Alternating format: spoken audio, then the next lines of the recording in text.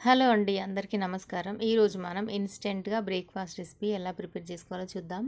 జాబ్‌కెళ్ళే వాళ్ళకి టైం లేదు, దోస పిండి ఇట్లా ఏం నానబెట్టలేదు అని అనుకునే వాళ్ళకు ఈ రెసిపీ చాలా ఉపయోగపడుతుంది. అప్పటికప్పుడు 10 నిమిషాల్లోనే ఇన్స్టెంట్‌గా మనం బ్రేక్‌ఫాస్ట్ ప్రిపేర్ చేసుకోవచ్చు. అండ్ హెల్తీగా, ప్రోటీన్‌గా మనం ప్రిపేర్ చేసుకోవచ్చనమాట.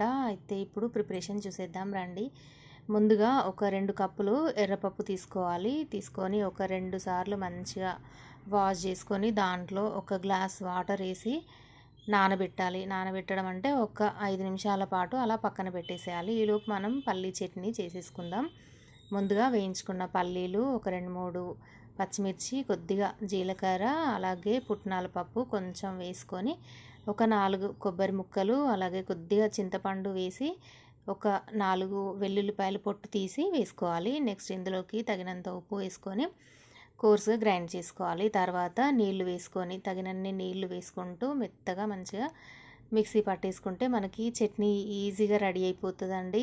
ఎంత టేస్టీగా ఉంటుందంటే ఇలా ప్రిపేర్ చేసి చూడండి. ఏ టిఫిన్స్లోకైనా ఇలా చేస్తే చాలా బాగుంటుంది. ఫైనల్గా తాలింపు ఇలా జీలకర్ర, ఆవాలు, ఎండుమిర్చి, కొంచెం కరివేపాకు వేసేసుకొని తాలింపు వేసేసుకుంటే చట్నీ రెడీ అయిపోయింది.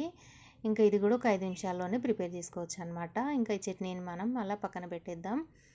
నెక్స్ట్ ఇప్పుడు ఒక 5 మినిట్స్ నానబెట్టిన ఎర్రపప్పుని మనం మిక్సీ జార్లో వేసుకోవాలి. అందులోకి ఒక కప్పు ఉప్మా రవ్వ వేసుకోవాలి, బొంబాయి రవ్వ అంటారు కదా, వేసుకొని ఒక అరకప్పు దాకా పెరుగు వేసుకొని నెక్స్ట్ ఇందులోకి తగినంత ఉప్పు వేసుకోవాలి. వేసుకొని ఒకసారి అంతా మిక్స్ చేసుకొని ఇది 2 భాగాలుగా మనం మిక్సీ పట్టుకోవాలి.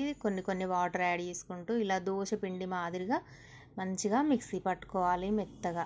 ఇది ఒక బేషన్లో కానీ కొంచెం మంచిగా కలుపుకోవడానికి వీలుగా ఉన్న గిన్నెలోకి తీసేసుకొని ఒక అర టీ స్పూన్ వరకు కారం వేసుకోవాలి. కారం వేయడం వల్ల మంచి టేస్ట్ ఉంటుందన్నమాట మనం వేసుకునే ఈ దోశలు. నెక్స్ట్ మనం దోశ ప్యాన్ వేడైన తర్వాత ఇలా దోశలు వేసుకోవడమే అండి. ఈ దోశలు మనం పల్చగా వేసుకోవాలి. చాలా తొందరగా మనకి ఎర్రగా కాలుతాయి అన్నమాట.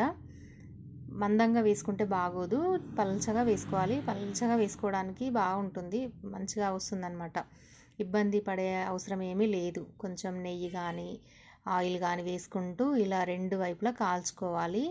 చాలా క్రిస్పీగా మనకి దోశలు అనేది చాలా బాగా వస్తాయి ఈ ఎర్రపప్పుతో చేసుకోవడం వల్ల. టేస్ట్ కూడా చాలా బాగుంటాయండి.